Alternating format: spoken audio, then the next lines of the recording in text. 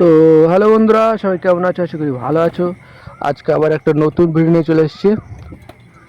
তোমরা তো সবাই জানো যে আমি দুটো কবুতর কিনেছি, শাক সবুজ কবুতর।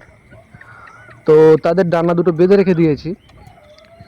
আর এই ভিডিওর মাধ্যমে তোমাদেরকে বলবো যে নতুন কবুতর আনার পরে কি করে পোষ মানানো যায়, ঠিক আছে? যারা নতুন তাদের জন্য ভিডিওটা, পুরনো যারা তারাও দেখতে পারো।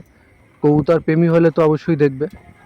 তো যাই হোক, বিষয়টা হচ্ছে যারা নতুন কবুতর বাড়িতে আনে প্রথম, যদি বাচ্চা কবুতর থাকে তাহলে তো কোনো ব্যাপার না। যদি ধাড়ি কবুতর আনে বা অ্যাডাল্ট কবুতর যদি আনে বাড়িতে, যদি আনে, তাহলে সেই কবুতরের ডানার পালক ছিটে দিতে হবে, নয়তো বেঁধে দিতে হবে, ঠিক আছে? নয়তো পালিয়ে যাবে।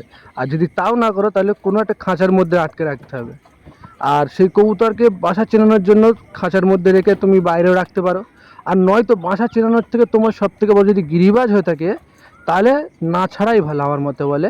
তোমার লফটের ভিতরে তার পালকের মানে ডানার পালক কেটে দিয়ে বা বেঁধে রেখে লফটের ভিতরে রেখে দাও, সে ডিম বাচ্চা করুক। সেই ডিম বাচ্চা থেকে যে বাচ্চা হয় সেই বাচ্চা পোষ মেনে যাবে, ধাড়িও আস্তে আস্তে পোষ মেনে যাবে, এরকম করতে করতে। কিন্তু তুমি যদি এনে পারি যদি ওই ছেড়ে দাও, দু দু 10 দিন বা 1 মাস রেখেও যদি ছেড়ে দাও না, তাও পালিয়ে যাওয়ার ভয় থাকে।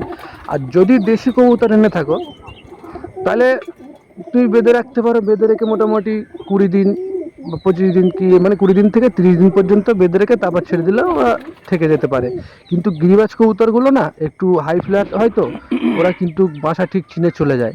ওই জন্য বলবো যে তোমরা কবুতর এনে, অ্যাডাল্ট বা ওই পাট্টা কবুতর এনে তোমরা কখনোই ছেড়ে দেবে না। ও আটকে রাখবে যতক্ষণ দিন না ডিম বাচ্চা করবে, ততদিন পর্যন্ত তোমরা আটকেই রেখে দেবে।